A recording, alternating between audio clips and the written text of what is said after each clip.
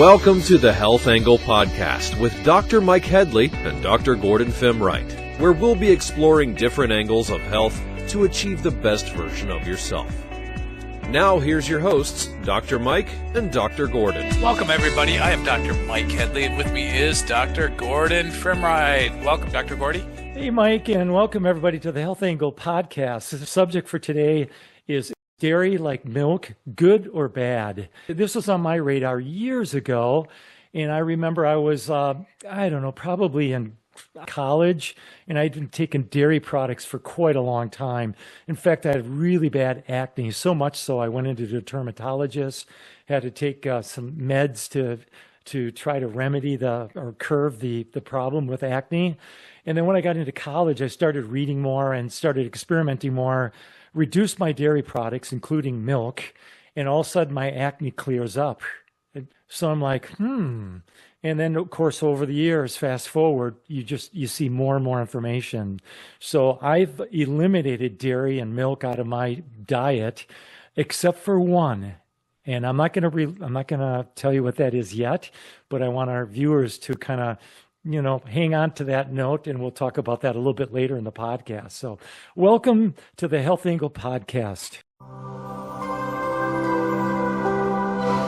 Thank you for sharing that about you. I did have acne too, and I took antibiotics and had similar issues in high school and then getting into college. And then my thing kind of turned into chronic sinusitis, strep throat, mucousy stuff, besides just skin issues, and get into chiropractic college, actually. And then a professor talks about probiotics and microbiome and clean diet and dairy. So this is going to be interesting. I guarantee we don't have the same information that we're going to share today. So this will be really good. I'm going to start off with my first bit, and then I'll turn it over to you, Dr. Gordy.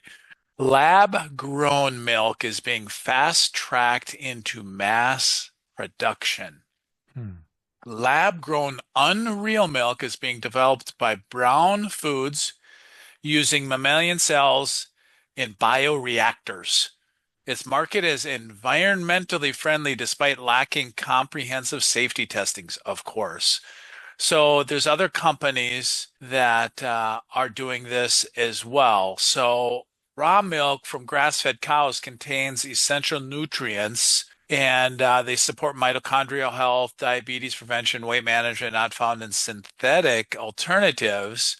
So the push for lab-made food isn't providing options, but replacing traditional food sources. And so then they remove consumer control over what they consume. And nature does it best. And I want to talk a little bit later on about raw versus pasteurized dairy versus non-dairy, all these other things. But they just always try to make it quicker, faster, easier, and think synthetic is always better, but it isn't. I mean, I'm okay if people get raw milk and are tolerant of it and things like that. So I'll talk a little bit more about my stance on that. So lab-grown milk, that's the latest. Wow. I just want to preface with everything by saying the effects of milk or dairy often depend on the type, whether it's cheese or milk versus yogurt or fermented dairy, and also the fat content of these products. And then the amount consumed, and individual factors such as age, sex, metabolism, and tolerance. So those are things to consider as we talk here. So children can digest dairy protein, but the amount does matter. Infants generally digest milk proteins from their human milk as well as the formula, and they do that quite well. Their digestive system produces enzymes like pepsin and trypsin that breaks down casein, which is the protein in milk, as well as whey, also protein in milk. However, cow's milk has a different protein composition, and the higher total protein load in human milk is a lot less than that in cow milk. And I'll talk a little bit more in just a moment. So this can stress immature kidneys in humans and our babies and our infants. And this can alter metabolism, especially if they're drinking before 12 months of age. And this was referenced, it's a scientific study, Calypso, and that was in 2009. So too much protein early in life may increase obesity in later in life. So cow's milk has about 3 times more protein than human milk, and that can overstimulate growth hormones like IGF-1. And sure, it may help kids grow fast, but the study suggests it might also increase obesity later in life. So when your kid can handle dairy, it's not just about digestion, like the lactose intolerance we hear about, but it's also about their metabolism and how it responds to this protein overload, especially with the growth hormone also a factor. But that's my first point, Mike. So back to you. Yeah, that will tie in a little bit about weight. I'm going to talk about the hidden secrets of breast milk versus formulas and just dairy too early on. Nature designed breast milk to be the healthiest possible food for a developing infant. I mean, that's one of the chiropractors, get their spine checked right after birth. You nurse, if at all possible, less toxins and injections and poisons into the body. So in contrast from breast milk, processed infant formula cannot provide that nourishment and creates chronic illness in children. Breast milk contains vital biomoleculars that support infant immune system development, ensures gut health, protects against pathogens, and guide tissue development. Breast milk provides essential nutrients that contribute to brain development, immune system support, and cognitive function. Breastfeeding is linked to lower rates of infections, GI issues, allergies, SIDS, cancers, and developmental disorders, along with improving cognitive abilities and IQ. Also provides many critical benefits to the mother. So, of course, the mother's diet plays a huge role in breast milk quality, with healthy diets promoting optimal milk production, while poor nutrition can lead to lower quality milk. And so we've talked over and over about seed oils and sodas and processed foods and the importance of fish oils and whole smoothies and all the whole foods and all the vitamins and minerals that are essential. So yeah, if at all possible, the hidden secrets of breast milk, it's not a secret anymore. I mean, it's just every kid should be nursed if at all possible. Yeah, good point. Yeah, I couldn't agree more. And I just want the audience to know that we will share some healthy alternatives towards the end of this podcast. So stay tuned for that. That's going to be very important. I think when mother is breastfeeding, you get the colostrum, which it helps the child with a higher and better immune function, which is critical for children, as well as bone development and proper nutrient that the body needs for that infant. So good point, Mike.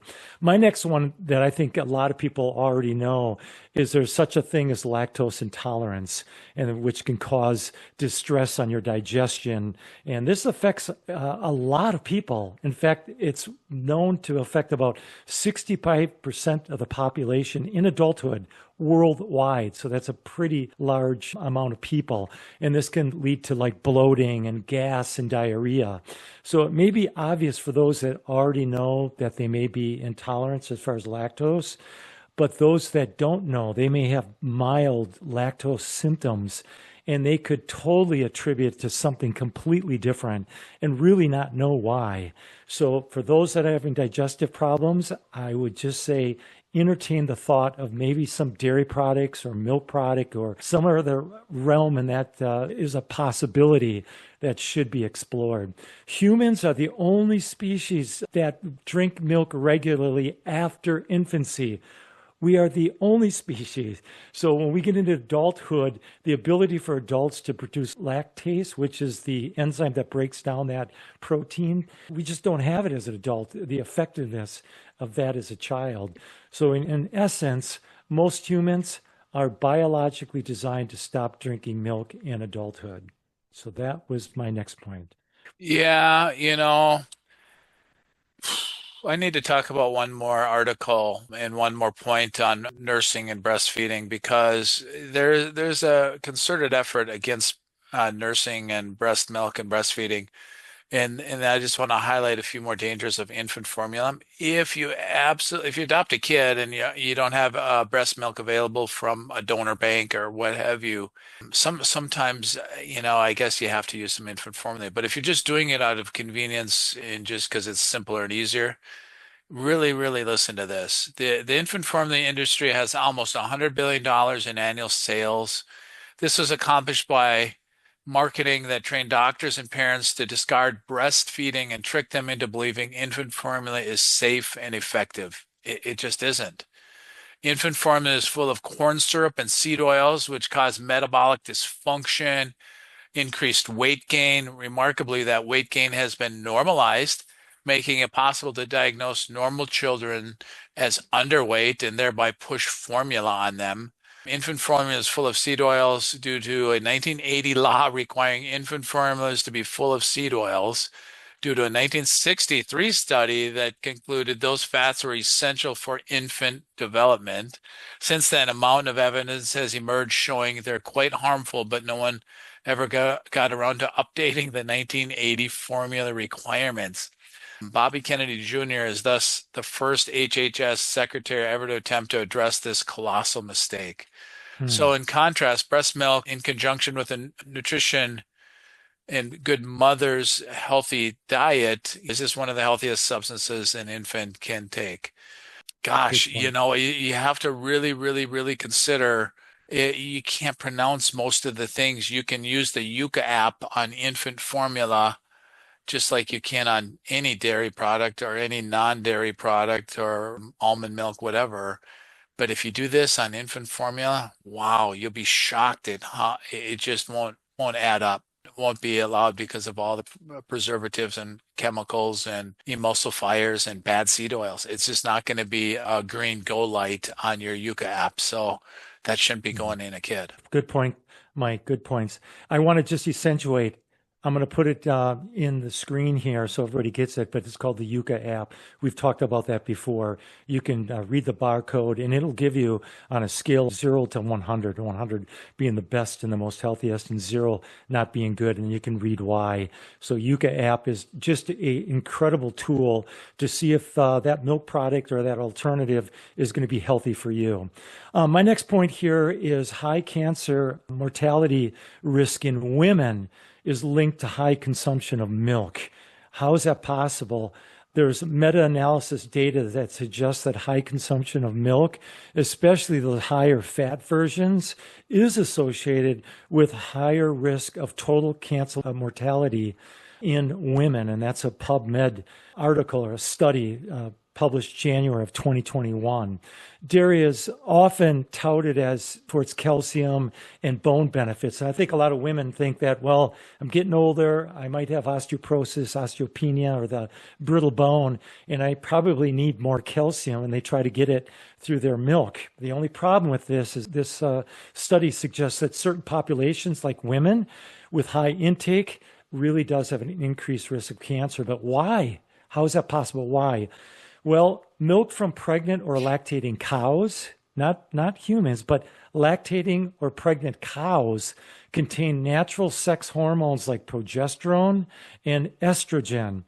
And chronic exposure to high milk intake, it can raise circulating estrogen levels in humans and potentially influencing hormone-sensitive cancers like breast, ovarian, and endometrial cancers. So I don't think a lot of people are aware of that. I think a lot of women will probably get some studies done, blood studies, show that they might be having a propensity to have brittle bone disease, and they might be increasing their dairy, particularly milk, not knowing that this is a huge factor. And again, at the end of our podcast here, we'll give you some things that you can do to increase the mineralization in your bone, as well as the right types of products to get really good calcium, to make sure that you're getting the proper and the healthy amounts of calcium in your diet. I'm going to talk about pasteurization with milk next, and then I'll let you finish and some alternatives and other things and bone mineralization. I'm really curious to hear what you have to say about that, Dr. Gordy. No problem. So is ultra pasteurized milk hurting your health? Ultra ultra-pasteurized milk arose in response to the emergence of pasteurization-resistant pathogens like listeria and antibiotic-resistant salmonella that couldn't be killed using lower temperatures. The shift towards grain-based diets for dairy cows, encouraged by the U.S. Department of Ag since the mid-1980s, fosters antibiotic resistance and exacerbates milk contamination issues. So ultra-pasteurization, which uses temperatures significantly higher than traditional pasteurization, has detrimental effects on milk nutrients, enzymes, and proteins. So a 2019 study found that all forms of milk processing tested caused formation of protein oxidation products which impair spatial learning and memory in rats. That includes boiling, microwaving, heating, spray drying, and freeze drying, and ultra-pasteurization exposes the milk to far higher heat than boiling.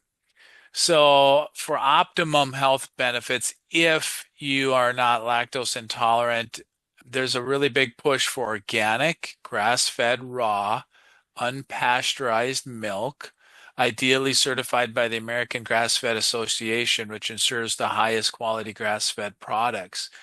And so, Dr. Gordy, several of my patients ask me if I know farmers or people that have goats, sheep, or dairy that sell raw milk that, are grass-fed. And I've had a big uptick of people that are doing that for their families if they can tolerate dairy and or are not lactose intolerant.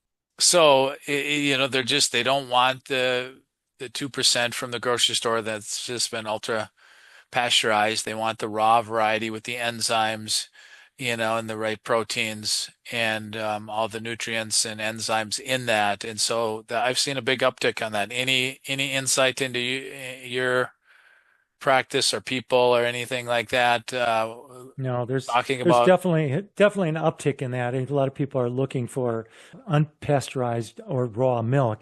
And I remember, Mike, I grew up in Wisconsin, so my parents both grew up on farms. So my grandfather had the farm, and my uncle was working the farm as well. We used to go up there quite frequently, and we'd get raw milk. All they drank on the farm was raw, unpasteurized milk, basically milk straight from the cow. But one of the things back then, they didn't really have a lot of pesticides and herbicides and all the things that you put on crops now. And that's another thing that you have to take into consideration is the contaminants. So there is chemical contaminants due to the processing. If you want more, do internet research on that. I think it'd be well worth your time. Another thing too is that milk, it's not reliable for to protect the bones. In fact, a study shows that higher milk consumption did not correlate to fewer fractures. And in one study, a Swedish study found that higher fracture happened in women with higher milk intake. So I think people just aren't in tune with all the negatives about milk because of the incredible advertising that the dairy industry does. Great point on that. Yeah, it is. It's been controversial for a long time. People go, I don't know what to do though. My kids need it. Their teeth are growing, their bones are growing, and what do I do? There's no alternatives. Just get they eat the school lunches. You're telling me they should throw the milk carton in the garbage. What do I do? So what are some of your best options for alternatives, Dr. Well, I Gordy? think that if you look, and again, use that Yuka app, but you can look for fermented dairy products, organic, like kefir, yogurt, or even cultured buttermilk. And these are the products that'll have probiotics like lactobacillus, which is, you need that good, healthy bacterium in the gut. And then you have like lower lactose and those type of products, as well as like improved neutral bioavailability. And so the other thing too is the anti-inflammatory effects as well as potential bone benefits. So keywords here is look for organic, fermented dairy products like kefir, yogurt, and cultured buttermilk. The next thing that I have, Mike, is some people might think, well, what can I use instead of like milk? Like if I want to put it in my oatmeal. Well, organic coconut milk is a great one. Organic rice milk, I think, is good. Organic pea protein milk. You can look for these 3 products. I think they're great. What I would stay away from is the soy type of milk. Those are usually processed in a way where it increases progesterone, and it can actually have a damaging effect. So I would stay away from soy if possible. And the other thing that you can do is look for vitamins like calcium citrate, vitamin D with K, and then you can look for magnesium phosphorus. And I think one of the best things that you can do if you know that you have osteoporosis or osteopenia is do an exercise where you're doing weight-bearing exercises. Not only is that good for the mineralization of the bone, but it is also great for metabolism. In fact, the more muscle that you develop throughout your body, throughout all the systems, the faster your metabolism is. So that is my final point, Dr. Mike.